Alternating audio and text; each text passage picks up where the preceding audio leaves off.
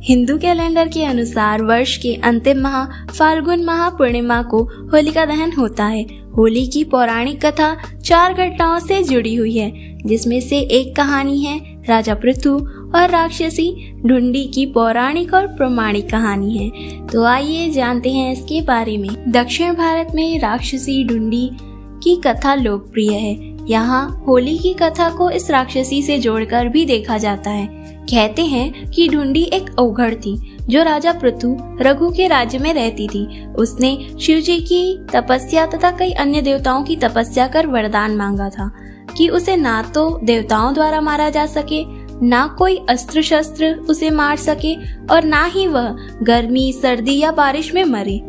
भगवान शिव ने ढुंडी को वरदान देते समय यह भी कहा था कि जहाँ बच्चों का झुंड शोरगुल, हुड़दंग और हो हल्ला होगा, वहाँ ढुंडी की तंत्र विद्या असफल होगी।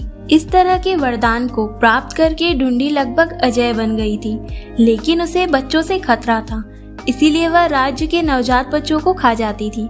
किसी के यहाँ जैसे ही कोई बच्चा जन्म लेता, वह उसे खा जाती थी।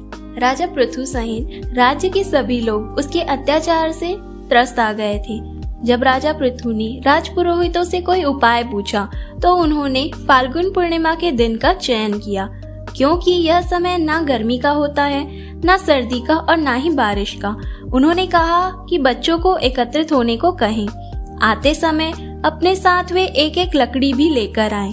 फिर घास फूस और लकड़ियों को इकट्ठा कर ऊंचे ऊंचे स्वर में मंत्रोच्चारण करते हुए अग्नि जलाएं और प्रदक्षिणा करें। इस तरह जोर जोर से हंसने, गाने व चिल्लाने से पैदा होने वाले शोर से राक्षसी की मौत हो सकती है।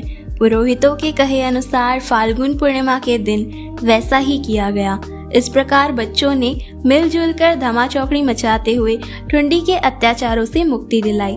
आज भी होली के दिन बच्चों द्वारा शोरगुल करने, गाने बजाने, नगाड़े बजाने के पीछे ढुंडी से मुक्ति दिलाने वाली इस कहानी की महत्ता है। हुरियालों की टोली, रंग गुलाल, ऊंची आवाज में मस्ती और हल्के शब्दों के चलन के पीछे भी इसी की मान्यता का राज है।